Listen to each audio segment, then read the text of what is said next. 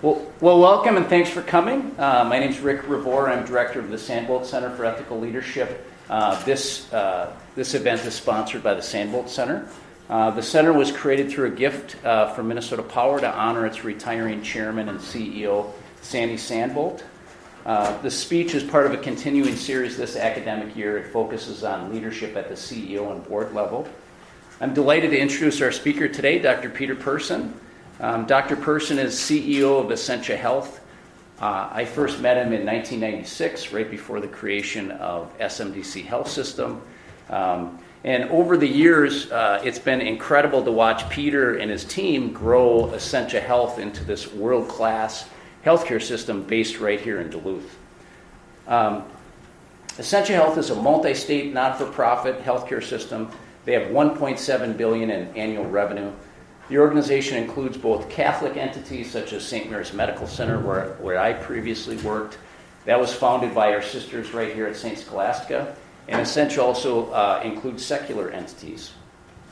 They have more than 90 facilities in 4 states. They employ 12,500 people. Again, over 12,000 people. They're the largest employer in northeastern Minnesota. Essentia has been a strong partner and supporter of our college throughout the years. They provide our students with clinical rotations, internships. They've hired many of our students, and they've been very generous with their financial support. They recently gave a grant to our Physician's Assistance Program to help start that up and buy equipment. They provided money for this room that we're in right now, and they've given us many gifts over the years. Dr. Person served as president of the Duluth Clinic in 1995. And he was named CEO of SMDC Health System in 1997. In 2004, Essentia Health was formed, and Dr. Person was named CEO. He received his undergraduate degree from the University of Minnesota Morris, his medical degree from the University of Minnesota. He then went on to the Mayo Clinic. He completed his residency in internal medicine. And in 1981, he joined the Duluth Clinic, their general internal medicine department. In 1999, he completed his master's in business administration degree at the University of St. Thomas. Dr. Person, thanks for Essentia's support of our college, and thanks for speaking to our group today.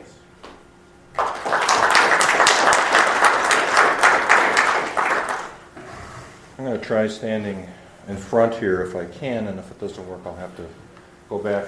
Thanks, Rick, for the invitation, and hello to some of my colleagues and friends from many years or over many years. Rick contacted me about 3-4 months ago when he asked me if I'd be willing to talk about 2 things. One is leadership and the other is ethics. And so what I've done is prepared some slides to talk about that. Again, I think I have earned the right to talk about leadership since for 20 years now I've been the CEO of this organization that is continued to grow, and as you can imagine and as you probably know, healthcare is pretty challenging all the time. And so it's been a pretty exciting career. I've learned a lot, and what I'd like to do is talk a little bit about what I've learned. Hopefully you can glean some of that information for your own personal development and as your careers develop. And then I want to talk a little bit about ethics, and then I'm going to close with, like David Letterman has, the 10 things that I've learned over the last 20 years. The average CEO now in healthcare has a tenure of about 4 years. So there's a lot of turnover in healthcare. The pressure on senior executives in healthcare is like it's never been before. And if you plan to go into healthcare or business administration with an interest in healthcare, you'll understand those pressures. Our country is dealing on a daily basis with a high cost of healthcare, and it's a real challenge for all of us on the provider side. So what I want to do is talk about, again, what I've learned. So this is me when I first started. This is 1981. I'm surprised they hired me. Big hair then was not a problem, I guess, and so that's kind of what happens with 20 years in healthcare and so on. Actually, I've been in Duluth now practicing medicine and been with either the Duluth Clinic, SMDC, or Essentia for 33 years. So I'll start my 34th year next year. And again, so that was kind of a youthful, ambitious, and incredibly ignorant young man at that point in time. When I came in 1981, I joined the Duluth Clinic. And the Duluth Clinic was founded in 1915, so we're celebrating our 100th anniversary next year. The point of this slide is to show how we've grown since 1981 when I came.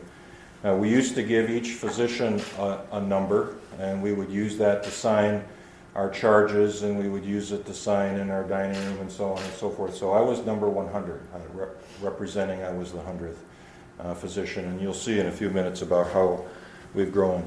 The purpose of this is to kind of set the stage for talking about the leadership lessons I've learned, so that you can see some of the challenges that we've had and hopefully understand what I'm talking about. This is what we are now. Rick talked a little bit about this. This is how we've grown. Looks like measles on the upper Midwest. We have primarily in Minnesota, but we're in northern Wisconsin, we're in North Dakota, and most recently out in Idaho. So as Rick said, we're the largest employer north of Minneapolis, and we've been that way for a long time. We don't toot our horn very much, but again, we employ about 13,000 employees, and this is full-time equivalent. So if you think about the total number of employees, it's 16 or 17,000 people that directly I feel responsible for, and the board of directors has oversight over my performance.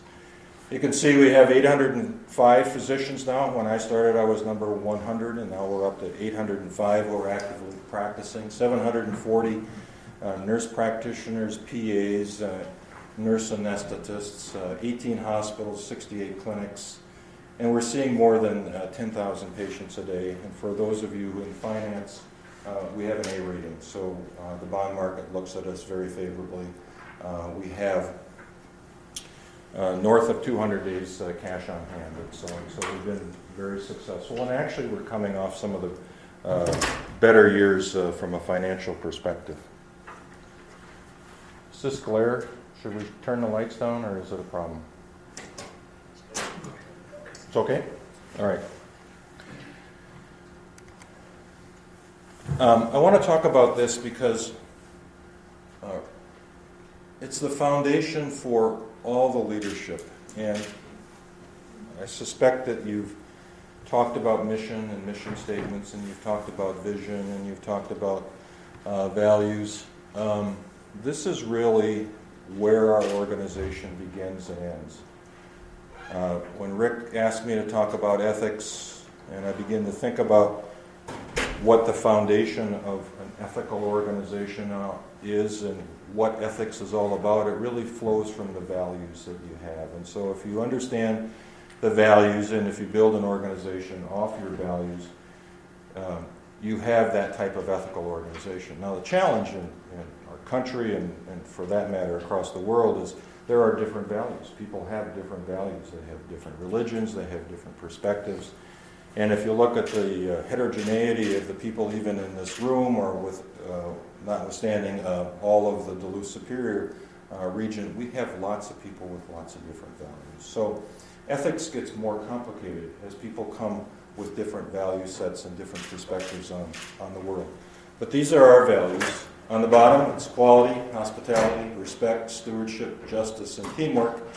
And for those of you who are familiar with the Benedictine values, the four in the center are the Benedictine values. So when the Duluth Clinic merged with St. Mary's in 1997, we adopted the four Catholic values of hospitality, respect, stewardship, and justice, and we added quality and teamwork. So we've been using these same values for the last 14, 15 years now.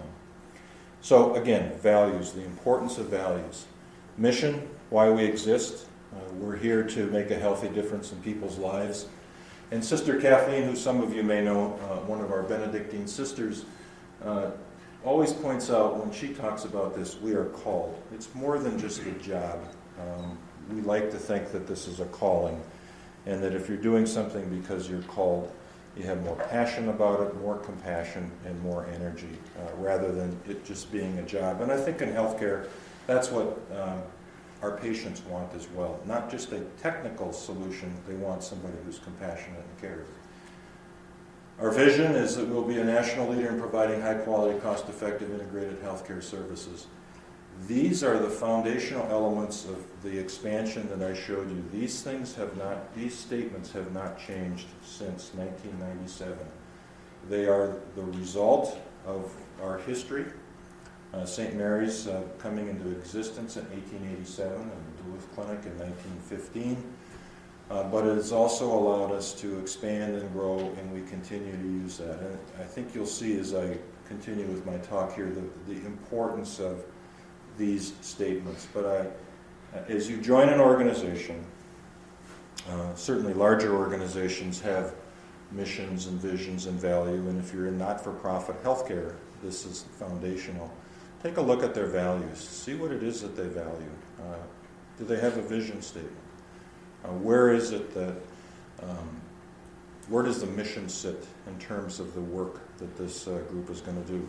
Now, granted, small CPA firms and so on generally don't have a mission and a vision and values, but I begin to see more of that happening. So the whole concept of mission, vision, values, I don't think has a particular home, not-for-profit versus for-profit. I think it's generally recognized as being extremely important for any organization. So when you're looking for a job, take a look at what they have. And if they don't have one and they're a big organization, you better ask yourself, what's it all about? Where are they going? So these are the leadership lessons I've learned from 20 years of slogging away, transforming myself from that guy with a lot of hair that was brown to still a fair amount of hair, but it's all white. Bob Hartle, who many of you know, teaches here. Bob and I worked together, how long ago, Bob? Going back to pre-merger Okay. the hospital. Worked with your first leadership team. And we use Bob a lot to come up to our organization, and he'll see, hopefully with a smile, and maybe he won't correct me as I talk about the Grippy model. But there's 3 or 4 things that I always talk about when I talk about leadership. I was telling Rick I gave a talk recently at the UMD, and these 4 or 5 slides here are the same slides I used over there. This is 20 years of work kind of condensed into 4 or 5 slides. So if there's anything you hang on to in this talk, it's the mission, vision, values, and then these lessons that I've learned. This is something that I go through every day as CEO, but I think that all of you and all of our senior leaders need to keep this in mind. But this is the checklist I go through as a CEO. And I say, are we functioning consistent with our mission, vision, and values? So if we are, great. If we're not, then we need to have a discussion. And that's usually at the board level. So those top 3 are governance. Although how the values play out on a day-to-day basis, our ethical behavior, is something that I have a lot to say about and control over. So generally I go through that one pretty quick. Second one is our strategy right? And I'm not sure where you are in your development here and if you've had courses on strategy. We use the Kaplan and Norton Balanced Scorecard and strategy maps. That's the approach we've used now for 14, 15 years. But again, the question is, do we have the right strategy? Now, I put execution next to that because when I started in 1997, and I had a slide in my other talk, Fortune magazine had on its cover a picture of a bunch of CEOs, and the title of the cover and the title of the magazine article was Why CEOs Fail. And what they pointed out was almost every organization has the right strategy. Not all of them, but most of them have. But where they fail is execution.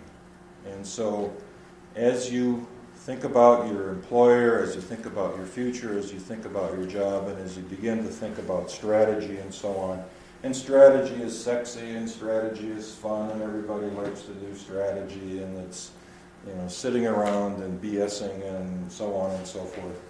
It's a lot of fun. And often you come up with exactly the right strategy. But I'll tell you right now, and this is why most CEOs fail, is because if you don't execute on your strategy, then you have nothing. But your strategy execution has to be tied to your mission, vision, values, and so that's how that fits together.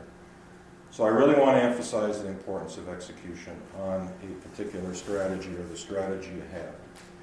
And I remind our senior leaders on a daily basis of the importance of this. And that is, again, why the turnover in healthcare is so high and why CEO turnover is so high, is because they don't get the execution right.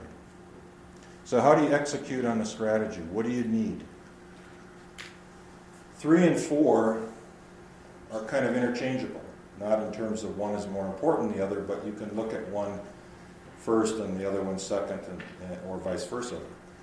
You have to have the right structure. If your people who are working in the organization that you're responsible for don't have the right structure for reporting or don't have the right structure to be successful, you've curtailed any energy and any commitment they have to your organization. It's one of the biggest barriers that we have. And I have fine-tuned our organization 30 times, probably. In fact, our org chart has a little date down in the bottom. We used to number them, but we quit after we got into double digits. And so we just put a date on what our org chart is, and people look at that, and then we refine it, because as our organization changes, our structure has to change. And then there's people. Do you have the right people? If you don't have the right people, you're not going to be able to execute. You may have the right people, but they're stuck in the wrong structure, and they're not able to perform. One of the things I tell our physicians, and I certainly tell our administrative folks or business folks, is that you're almost required to reinvent yourself every 4 to 5 years. If you aren't reinventing yourself, if you aren't bringing new value to your organization, you're going to be left in the dust. I suspect most of you didn't invest the money to come here, to go into business, to be kind of left in the pack of all the other folks out there who are employed in any particular organization. I think by the mere fact that you're here, you've expressed an interest in being successful, having a responsible job and a responsible career. Again, you have to be sure that the people that you hire are able to execute, and as the organization grows, the job transforms. And Bob can tell you, Rick can tell you, others in the audience can tell you, there are people who hit the Peter principle. There are people who just top out in an organization. They can't go any further. Not because they don't have the abilities, they just haven't been able to redefine those abilities in a way that's applicable to the new organization. And that's fine. Your responsibility as an executive or an administrator is to recognize those people as to where they need to fit in that organization. And I've made many, many mistakes over the years promoting people out of loyalty, and realized that I promoted them way beyond their capabilities. And then people suffer. Our patients suffer, our employees suffer. And so that was one of the I think, most difficult lesson that I learned, is that you have to be acutely aware, and I'll show you later when I talk about what I mean when I talk about reinventing yourself and what those criteria are. Processes, you got to have the right policies and procedures in place. That's pretty simple stuff, but sometimes we forget it. In fact, just this last week, somebody came to me and said, our job descriptions don't line up. There is confusion at the very top of our organization. We didn't update our job descriptions. We didn't update our responsibilities. And they said, how can we lead if our job descriptions aren't consistent with the structure and the direction? So it seems simple, but there's really a lot that can be embedded in there. You have to have the right support. You have to have the right technology. Incentives, I think, are still important. And then finally, culture. If you don't have the right culture, none of this matters. You've heard culture eats strategy every day. We constantly focus on culture. And Bob has worked with us repeatedly over the last several years to try to get our culture changed. As our organization changes, we have to reinvent our culture too. We want to hang on to those parts of it that were valuable for our success, our values, if you will. But some of our culture has to change to be reflective. And I remind our physicians again that you also need to reinvent yourself every so often because those are the values that you can bring to the table. I like to use this, so that's one thing. And honest to goodness, I do that almost every day. And where I end up most of the time focusing is structure, people, and culture. That is what I do almost every day. I've got lots of people in an organization this big who are experts in finance, who are experts in HR, who are experts in IT. I don't have to be that. But I do need to know how they all fit together. And I need to create an environment where the structure supports their success and where we have the right people that will allow them to be successful. Because at the end of the day, this is all about taking care of people. I gave a talk, boy, I'm going to run out of time. I gave a talk in Saudi Arabia. It was interesting. I wish I had brought the picture with me. Got invited by the University of Minnesota to go to Riyadh, Saudi Arabia. The heart and soul of all the Wahhabism and the most conservative part of Saudi Arabia. The class, every woman in the class was completely cloaked. All you could see was their eyes. That's all that showed. They sat there through all these lectures. They ate separately. We went on break, and there was a 12-foot tall wall that was set up so that they couldn't mingle and couldn't talk.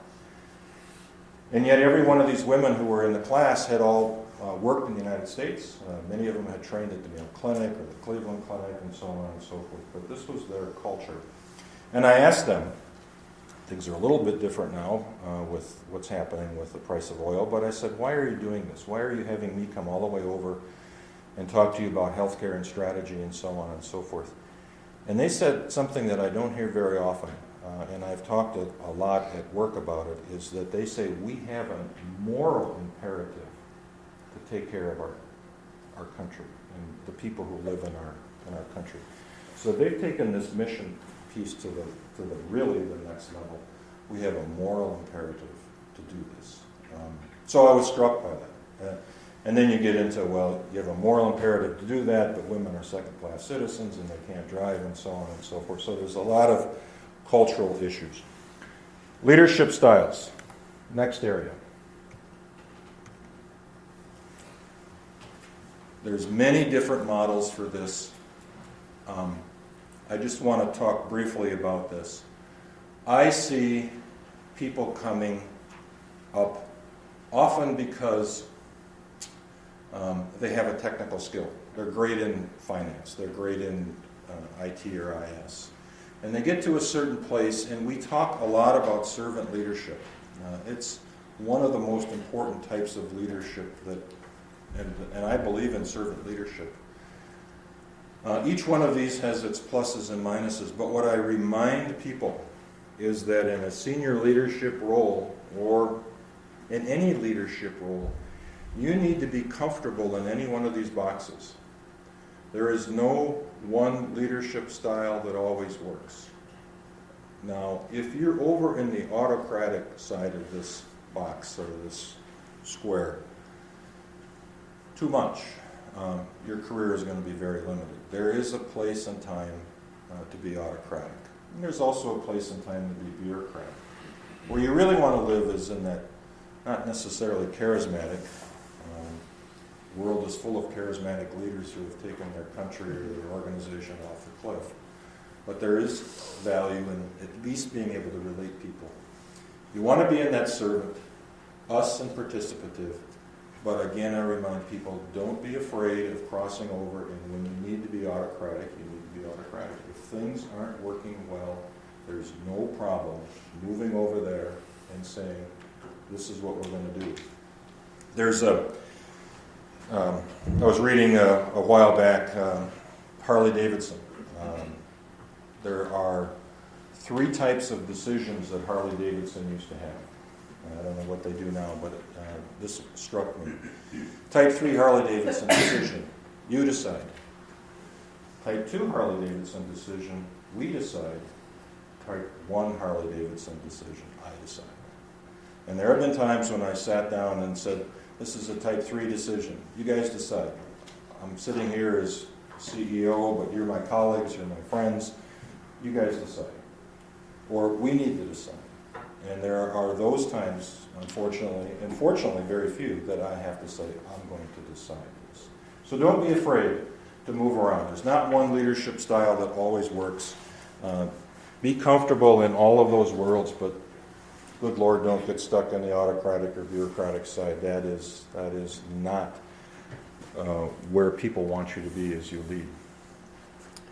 Now, I didn't know Bob was here, so he's far better at giving this talk than me, but he taught me this in 1996 or 1995, because I would come to him and I'd say, Bob, everybody is fighting, everybody is unhappy, all our senior leaders are just really frustrated. I just don't get it. And it's driving me nuts, and it's dysfunctional, and the organization isn't working, and everybody is backbiting, and so on and so forth. And so he taught me about Grippy, and I continue to talk about it because I think it's so important. A guy named Edgar Schein, who actually Bob has worked with in the past, was the fellow who came upon this idea and studied this. And he studied a lot of the top Fortune 500 companies to try to understand, can you dissect out these challenges that organizations have? And basically what he found is, if you hear and see a lot of sniping and people are unhappy and so on, that you can take it up one level and you can say, are there appropriate processes and procedures in place? Are there policies in place that would help clarify? Back to what I talked about before. Job descriptions have to match the responsibility. Simple solution. But you have to be able to say, yeah, I've understood that. Next level up from that is roles. Do people understand what their role is? But that leads to the ultimate question, is do the people in the organization or in the work group or whatever share the same goal? Because if you share the same goal, then the roles become clear. And what I have found so often is that we talk a lot about the role you have in the organization. What we don't talk about and clarify is the goal. And so just keep this in mind. I think it was very powerful. As I said, this talk is about 20 years of learning and condensing it down into an hour. This whole concept of role clarity and goal clarity is essential. And in our senior management group, we start out every year as we go through our strategic planning, and we all agree on the goals. And sometimes, in the beginning, I didn't do that, and I found that people assumed we shared the same goal. And these were friends of mine and people I worked with for a long time, and it turned out that we had different thoughts on what the overall goal should be. So, hope I didn't butcher it too bad, Bob, but Bob can give a whole hour long. Rick, you need to bring him in to talk about the Grippy model. But this is really good stuff. Now, this is anagrams. Anybody in here who is into anagrams? This is kind of touchy-feely stuff. Anagrams have been around for a long, long time. When I started medical school, they put everybody through the MMPI, Minnesota Multiphasic Personality Inventory test, and we all ended up having a diagnosis, and so we can't do that anymore. But this is one of the ways to think about your team. So remember I talked about the people? One of the things that I have learned is that personalities are extremely important, and you need to make sure that your team is made of different personalities. And we're all attracted to people who think like us, because life gets so much easier when you don't have to be frustrated by somebody who has a different point of view. This is extremely important the higher you get up in the organization. And you hear about groupthink and the hazards of groupthink and so on and so forth. I tell you, that is a real problem. And by understanding when you are hiring people or when you're working with people what kind of personality they have, it helps you understand how to relate to them. I went around in my own mind to this 5 or 6 people that report to me, and the good news is that we had a smattering of everybody in my senior leadership team. We had some micromanagers and people who were full of criticism, but they were offset by people who were more passive. We have a moody and erratic kind of person. But the idea here is understand the dynamics of the personalities that you work for and work with. We just were looking at a new position in our organization, and somebody was talking about moving somebody who has been very successful in a non-dynamic part of our organization where his job has been to develop community relations and to extend community relations. We call them schmoozers. And it's not a job title, but he was very good at that. They wanted, or were considering moving him into a highly dynamic, very confrontational, very difficult part of the organization that needs change. And I said, he's got the CV, but I don't think his personality is going to be a good match. So think about that when you're in work groups or personal relationships or so on and so forth. And I was surprised that I was studying this a couple of years ago, that this was an important part of my tool chest to understand personalities and be able to point out that this personality is not going to fit with this particular job. So you need to know what the job is, but then you need to make sure, and you need to make sure they have the technical capabilities, but then you need to be able to bring in and say, what is the personality? Where does this come from? Is this like an MMPI? No, this is, it's ENNEGRAM. This has been around yes, I know. Okay. since the 1400s or whatever. I mean, I do know that. Thank okay. you. So I went out and borrowed it. So leadership development. I shared this with Rick. If you're interested, he can give you copies of this. This is from an organization called PDI. We actually hire outside consultants now to come in and help me make these tough decisions as to whether somebody is ready for a top job or not. But this is how your career will progress if that's what you want. You need to start with managing self. And as simple as that sounds, we have many people who have a hard time just managing themselves and their behavior. But individual contribution, managing others, you get a little bit more complex local work groups. Then as you continue to climb up the organization, you need to be able to manage managers, and so those are managing ongoing processes, managing the business, P&L, financial, managing across functioning. And then at the company level, it's managing the enterprise and manage across all businesses. This is the reinvention that I talked about, and this is what people have to do as their career goes along. And not everybody can make those transitions, and that's what PDI helped us with, is to say, who's ready for that next step, or do we have to go outside? Or do we need coaching and so on? So we've used this often. But this is what reinventing yourself is all about, and this is, I think, an important thing for you to remember. And it gives you an idea. I'll show you in the next slide more detail about what it means. What happens when you're on this far end, your knowledge is a mile wide, but about 1/8 of an inch deep. I started as a general internist who had trained at the Mayo Clinic, and I could handle anybody who was ill. I was competent in a very, very narrow area. And now, some people would say I'm incompetent in everything, but I have grown to the point where I have enterprise knowledge and I know how the pieces fit together. People fail in my roles when they don't move away from micromanagement and so on. The last thing you want is your boss to be a micromanager.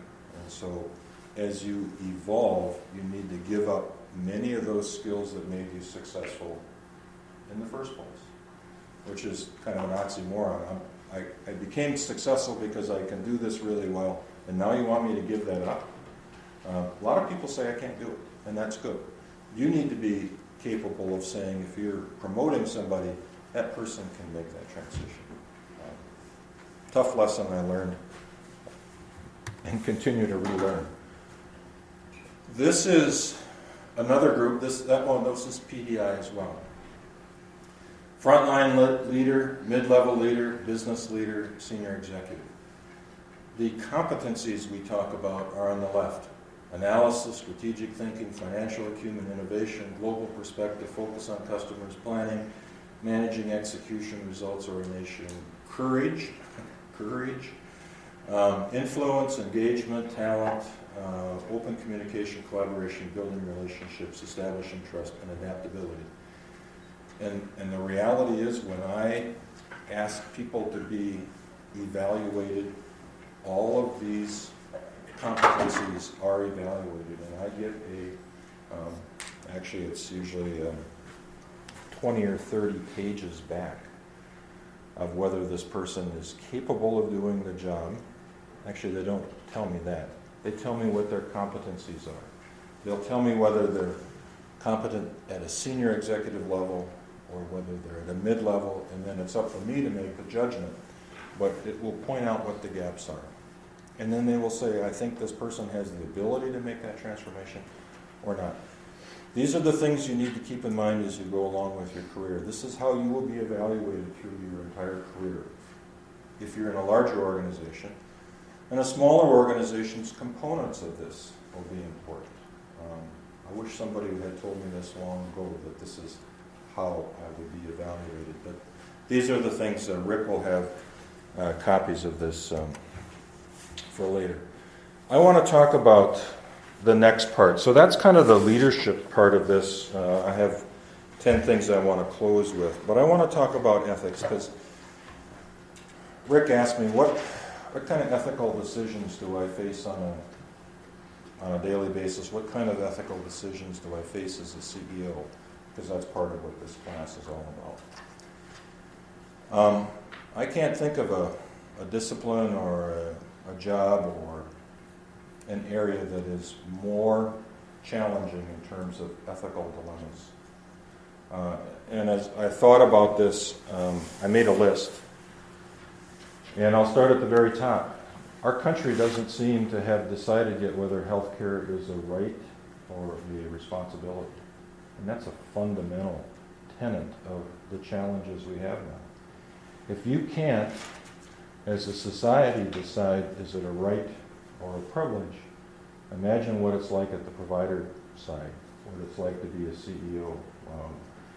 Obama passed the Affordable Care Act, and now everyone's trying to disassemble it, whether you're for it or not.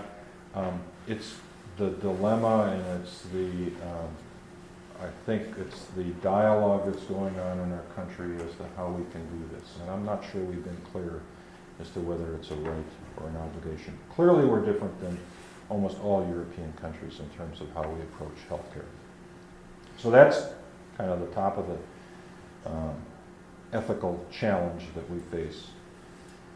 I was in a panel discussion a while back, and one of the sisters asked me, they said, what do you see as the biggest problems in the future for healthcare in Duluth, Minnesota, and for that matter in the United States? And I said, two things, end of life and beginning of life. Those are so challenging. And my desk at work is actually at my office. I usually have my door open and I can hear the secretaries or assistants talking. Just when I was preparing for this talk, kind of going over it one last time, she got a call from somebody who was wondering how we addressed termination of tube feeding on somebody who was terminally ill and in a hospice. What are our policies? What approaches do we have? So that's a huge problem. We struggle with that. The Catholic Church has been very clear as to what they think, although I think that's, I wouldn't say changing, but they have been more, I think, focused on giving us guidance as to how to deal with end-of-life issues. Now with physician-assisted suicide out in Oregon and so on, or in Europe, where is that going? What is the role of physicians? Where do we sit in that? It's a real ethical dilemma. Now, it doesn't play out like it did on TV and on the internet with that young woman who chose to end her life. What it usually plays out is a 95-year-old woman or man coming into the emergency room from a nursing home who had a stroke 10 years ago and who has been unable to talk and unable to eat and kept alive by a tube feeding. And they have an infection, and you have the family come in. It's usually 2 o'clock in the morning, and unfortunately one of the 2 or 3 or 5 in the room, family members have been drinking. And there's this big argument as to whether do we keep mom alive or dad alive, or do we not treat. That happens every day, every hour, St. Luke's, St. Mary's, everywhere across the country. Those are huge, huge problems. And having been on the provider side of that, the physician side, it is the most challenging thing that you can ever do. And those decisions are out of your control. So you get all these family dynamics. You may have seen on TV the other night, I think it was NBC News, they closed with a feel-good segment. It was about a young college student who was killed in some manner, car accident, I believe. And he gave up his heart. He was a transplant. He was a donor. And the family was going to meet now who received the heart from their son. And so they're filming all of this, and you're expecting, well, it wasn't what I expected. And so they show this family crying as they come into the room, and here's this 71 or 72-year-old old guy who just got the heart of this 17-year-old person. Now, I don't know how you'd feel about that, but I'd feel, wow, is that really the way it should be? I mean, should 71-year-old people be getting 17-year-old hearts? We have no rules. We have no guidance. There is nothing that says who and who cannot get transplants. There's no age limit to that. My daughter is a infectious disease doc down at, she was training at Duke, and now she's at Vanderbilt in Nashville. She told me that she was on the transplant service, and there was a gentleman in the unit who had been there about 9 months, and he was on his 5th liver transplant. And once your liver fails and you've been transplanted once, you move always to the top of the list. So they had all these people standing in line waiting to get a liver transplant, and the guy who was getting number 4 liver, or number 5 liver, because his number 4 failed, moved right to the top.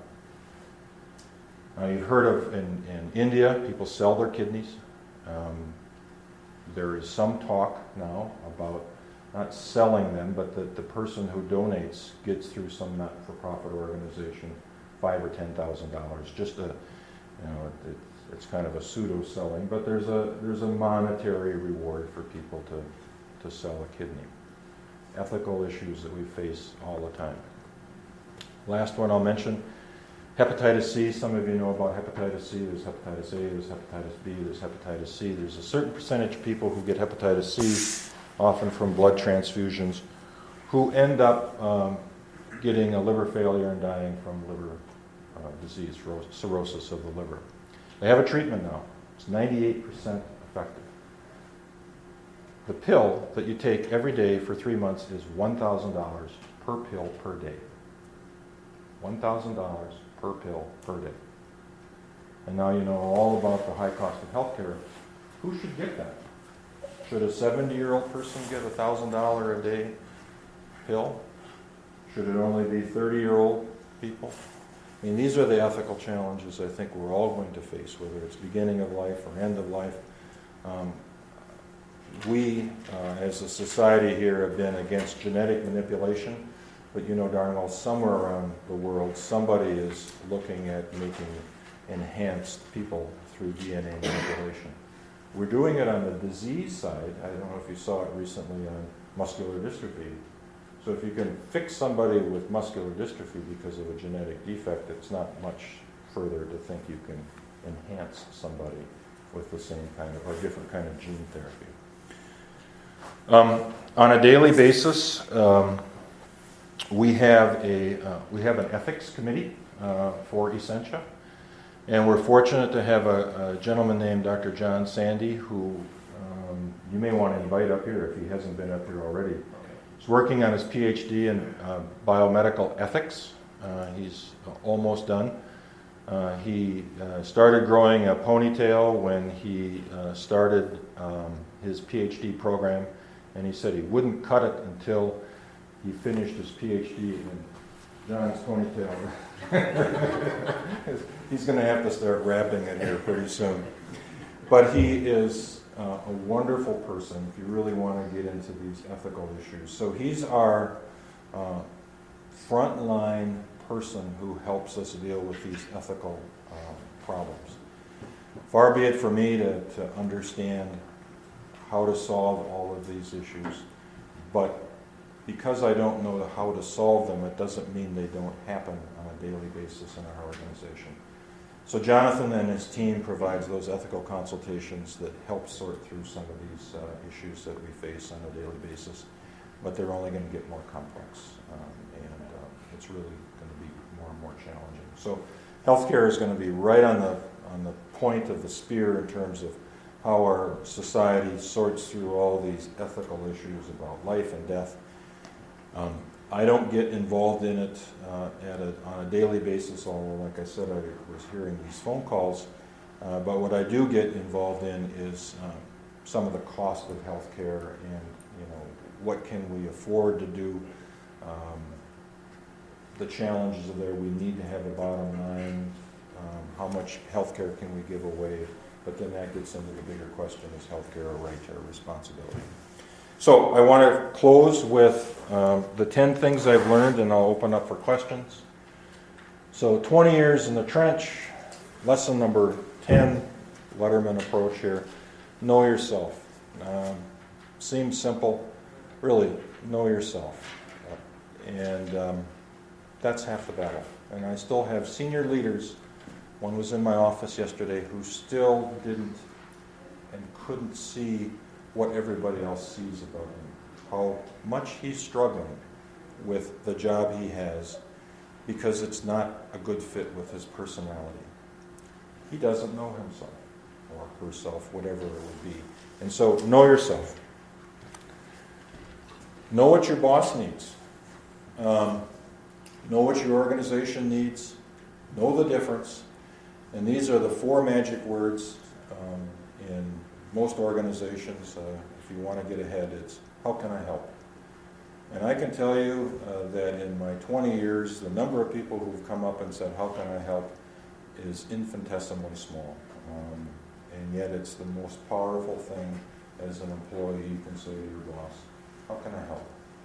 Because these are tough jobs, and there's a lot of pressure, and when an employee says, how can I help, it really casts their commitment in a whole different way. Relationships and execution are the currency of leadership. It's hard as a CEO of a large organization to have the kind of relationships that got me to the point where I am now. But if you're in middle management, lower management, or at any level in the organization, relationships are key. You have to be in touch. You have to have those relationships. And then back to what I said before, relationships don't drive an organization. You need to execute, but obviously and often it's the execution that is enhanced by the relationships you have. Everybody know what EQ is? Emotional quotient, IQ versus EQ. Medicine is full of, I don't know if you watch Big Bang Theory. We got a lot of Sheldons in healthcare. We get a lot of Sheldons who come into medical school because their IQ is so high, and then they get out on the floor or they get in a clinic and they, bazinga is kind of how it goes. I mean, it's a real struggle for them. They just don't get it. And fortunately now medical schools are changing. They are beginning to say almost everybody who comes in is smart enough to get through. What we need is those people who show compassion and show care. And so that's IQ and EQ. And it's sometimes hard to figure that out, but it's important and it's part of the 10 things I've learned. Technical skills were replaced by adaptive skills. Technical skills are what I talked about in that progression. I knew internal medicine. I could do internal medicine day in and day out. Nothing scared me. Mayo Clinic intensive care units, nothing bothered me. But that was a technical skill, and it was a one-on-one. As my management skills grew and my leadership skills or my leadership roles changed, I needed to be more adaptive. I needed to be talking about how do we solve these problems? What are your ideas? Let's work together. And part of this is admitting you don't know the answers, which is one of my other lessons. Get on the balcony, basically step back and say, what are people seeing? What are they seeing about your behavior? What are others seeing?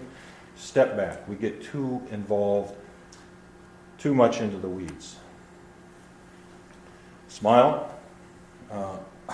I can't tell you how many times, well, it actually only happened once. I was walking across the skywalk and I had a big scowl on my face. And one of my friends called me after he saw me walk across, and he said, do you know what you are projecting to the organization? I mean, you may be constipated, but everybody thinks the organization is falling apart. You gotta smile. You can't do that. You gotta be present, and you gotta project, I think, the confidence or at least the reassurance that the organization needs. Admit mistakes. Some of us are, I still make mistakes. It's important to be able to admit your mistakes. Often because the person above you knows you made a mistake, and if you don't acknowledge the fact that you get it, it's going to be hard for that person to think that you're capable or able to move to the next leadership role. Admitting mistakes is very important. Number 3, learn to relate to all people. It's really important. Healthcare can be like a caste system. Neurosurgeons, cardiac surgeons, cardiologists, nephrologists, and you work your way down, and primary care like I was on the bottom. But then you look at the other part of the organization, the nursing structure and so on. You have to be able, in these roles, to relate to all people. If you can't sit down and talk to somebody who works in maintenance, if you can't sit down and talk to somebody who works in IT, if you can't sit down and talk to somebody who works on laundry, it's going to be hard for you to understand how the organization works.